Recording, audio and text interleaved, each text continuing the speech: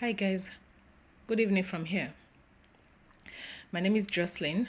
Um, I would like to say thank you for tuning in or taking your time to watch this or to see this small clip of mine. For those on YouTube, thank you for your subscription. And for those who are yet to subscribe, you can go ahead and do so. And then just personalize in case you have any, in case I upload any videos, you can always get a notification. A lot has been happening back in Nigeria, which has saddened a whole lot of us, including me. 2 days ago, I think 2 days ago, when those peaceful unarmed protesters were shot at and most of them killed, I broke down. I actually cried. I cried my eyes out. Actually, before then, when Maznam Dekano was broadcasting, few days before the incident took place, I also cried. I was crying that immediately they unleashed these military guys into the street, they're going to take down a lot of our youth. And it is very, very disheartening, and it's a sad thing that this is happening to those youth. What are they seeking for? What are we asking for? What? Though I'm not opportune to be in the street because I'm not back home. But for those of us outside the nation, the only thing we can do is just to speak out, use our platforms, go on social media, tweet, say something about it. But those guys on the ground, at the protester ground, they are our heroes. It is a wrong thing that this thing happened and the government decided to keep quiet about it. How can you send armed military men to attack protesters? Do you know how heart-wrenching that is? The guys were singing the national anthem of Nigeria. They were crying, singing the national anthem where they were being shot at. And nobody is yet to be brought to book. Nobody is yet to be arrested. The governor of Lagos State is aware of this thing that is happening. Forget the fact that he has come up to say one or two bullshit. Those are all bullshit because he is aware. He is the commander-in-chief of that state. He knows they cannot just come into your state without you having any iota of idea. You're placing a curfew. How many hours? And you're putting a curfew, 24 hours curfew from 4 p.m. to the following day, 24 hours curfew. And all of a sudden, where these guys are, you guys decided to switch off the light. Does that mean that when a state gives an order for a curfew, you switch off the whole light in that state or on the street or the light in the street? Is that what you're telling us? You are giving us bullshit excuses. The blood of those innocent youths are crying out and they demand for justice, and justice has to be given to them. No amount of sorry or apology you're going to give will bring them back to life. What were they asking for, or what are they seeking for? What are they demanding for? A better society. They are asking for a better society. The basic things that your children are enjoying outside the nation, that is what they are asking for. Is that too much to ask? Is that too much for you guys to do? We've been lied to for such a long time, and the youth, they've stood up and they are now standing up. They've stood up to say is enough of the lies, enough of the betrayals. You've sowed those lies for so many years and they cannot take it anymore. You cannot tell them that you've listened or you've heard to their demands that you're going to do something about it. They need to see action, not just empty promises. You've promised you have given us such promises for a long time and nothing has been done about the promises. During election period, you go to states, to streets, to every nook and cranny of that country. You promise heaven and earth. At the end of your tenure, you don't achieve anything. There is nothing to show for it. Now they've woken up and they are demanding for their right. The money you guys spend to train your children are supposed to go around. What are we seeing on social media? Blood, the way they kill people, the way they kill the protesters, the youth is really appalling. This is getting out of hand. I see scores are being ripped open. A young boy was shot at, and I was like, someone was showing me. I said, I'm tired of seeing blood. Can you imagine? That could have been my niece. That could have been my nephew. His legs ripped apart. People are being shot at close range. And we say we have a country. And we say we have leaders in that nation. We do not have them. I remember one time there was this clip I saw that Amechi was giving Amechi, the Minister of Transport or Transportation, I don't know, was giving an interview. You know what he said? That the youth are too naive, like they're kind of scared when they see the police, they run away. Why do they run? Because those are like rich men children. They just want to have fun. But the day the poor people will take to the street, they are going to run away. And that time is now. They have decided to take to the street to, to air their grievances, to speak their mind. And you want to shut them? You cannot shut them up. You cannot shut them out. We are solidly behind the youth. The ones bearing this brunt are the poor ones. You guys are trying to push them out to go back to their homes so that they can continue in their poverty. They can continue to, to seek for or to beg for bread or to scramble for to scramble for the crumb that falls from your table. That is what you're trying to make them do. And they say they are not going back. You guys are trying to push them back so that you can be able to enjoy your wealth with your families and your children. That is what you're trying to make them do. And they say they are not going back. And you guys need to stand strong. Speak with one voice. Since you've been doing it, keep on going on. Do not let them suppress you guys. Do not let them push you back to where you guys are coming from. You've stayed shut up for long. They've shut you up for so long.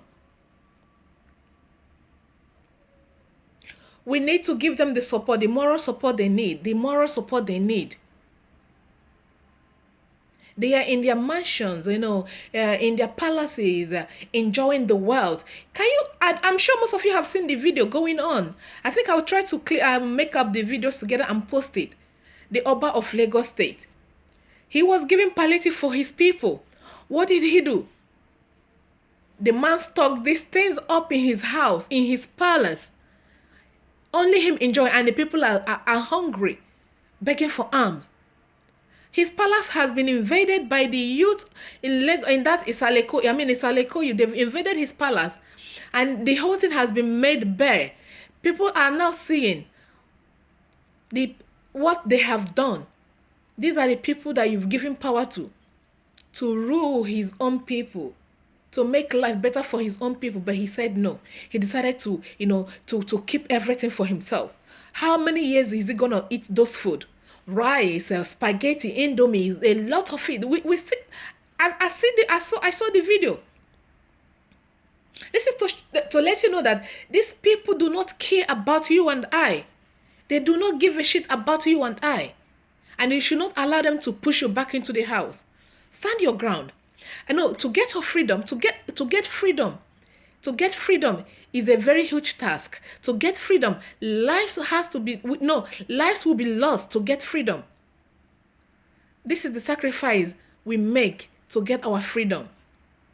Our heart goes out to those who were killed during this trying period, who were killed, those people who were taken down, those youth in their prime who were killed by the military. They cannot deny. The names have been mentioned. There are even evidences that someone's name, M.I. who is the person? A trait with a 2-star. Are those ghosts? Are they not human beings? From the person that removed the CCTV camera from that toll gate to the person that ordered the switching off of the light, they need to be brought to book. Perhaps Tinubu might be in Nigeria. Perhaps he has left the country. If he is not guilty, why is he running away? If he is not guilty of what happened, why is he running away? It's a shame that someone who allowed himself to be used, and now he's trying to fix his mess. He cannot fix it. There is nothing he can fix. He cannot fix this mess. You allowed yourself to be used, and now the whole thing is on you. You have to call out the names of those involved in this. Now they're trying to make it a tribal thing. We should not allow that. We should not allow that. Do not allow this tribal card they're trying to play to truncate this journey we've started. As it is happening in the southwest, so it's happening in the southeast. Aba also was there was so much chaos in Aba as well. Is all over the nation. There will be few of them. There will be a few. There will be a few that will want to come in with this tribal card. We should not allow that. We should not allow that to actually come into play. We should not allow it to come into play. We youth, we have come so far to back out. We have come so far to go back. The lives that were lost will never come back to us. If you guys now retreat and say, okay, because they've killed some of us, we can now go back, it means starting from zero, starting from square one. They will never change anything, guys. These guys do not mean well. They do not mean well. They do not mean well to us. They do not mean well. For as long as they are comfortable in their homes, for as long as their kids, they've got all they need in this life, for as long as they've got good education outside the nation, outside Nigeria, they do not care about you and me. They do not care. What their children are enjoying is supposed to go around. We all are supposed to be enjoying it. But no, that is not the case. This is your fight. No one will have to fight this fight for you and I.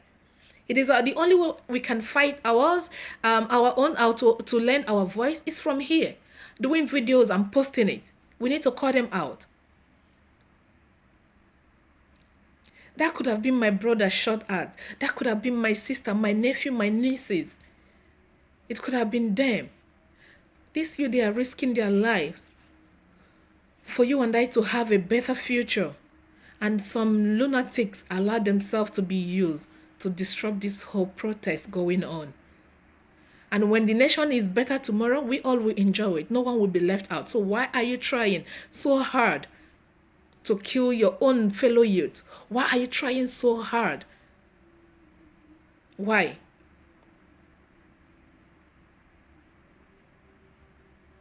The youth, you guys need to remain strong and focused. Remain strong and focused. Help will definitely come. I know deep down in my heart that help will definitely come. But do not be defenseless, guys. Do not be defenseless. When they come to attack you, defend yourselves. Defend yourselves. These guys, when they come to attack, they come to kill. The thugs, when they come to attack, they come to kill. Defend yourselves. Stand strong. Do not leave your brother behind when he's been attacked. If you're a good soldier out there and you think that and you believe that what these guys are doing is the right thing, the youth are doing is the right thing, stand with them. Give them the protection they need. Stand with them. Protect them from the thugs. That is what you are supposed to be doing. You shouldn't be giving order to kill and then you go out to carry out. The good ones should please. If you're the good police officer or the good military guy in Nigeria, and you know and you believe deep inside your heart or deep down inside your heart that the youth are doing the right thing, that you're going to benefit at the end of this fight, stand with them. Build a hedge of protection around them.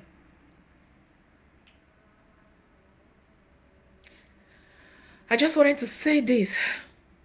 I've not been able to make any video since this whole thing is going on. The gory pictures, the gory videos is really, it makes your heart beat so fast. The international community do not care about you and I because they are benefiting from the resources coming from Africa.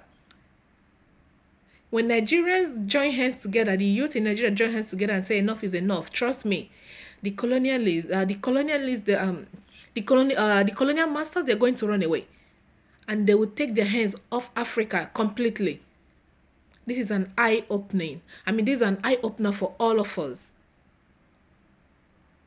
We need to stand strong together. Together as a youth, we need to join our hands and our voices together. We need to stand strong and firm. Help will definitely come. But anyone that comes to attack you guys, any talk that comes to attack you guys, defend yourselves. Defend yourselves. It is a sad thing that we've lost young, vibrant youth in this struggle. Do not allow this ethnic card to play. They have unleashed this now to be an attack between the Igbos, the Yorubas, or the Hausas. We should not allow this, to make us lose focus. We know where we are heading. We know our target. We should not miss this target, guys. We should not meet this target. We should not miss it. We should not miss it.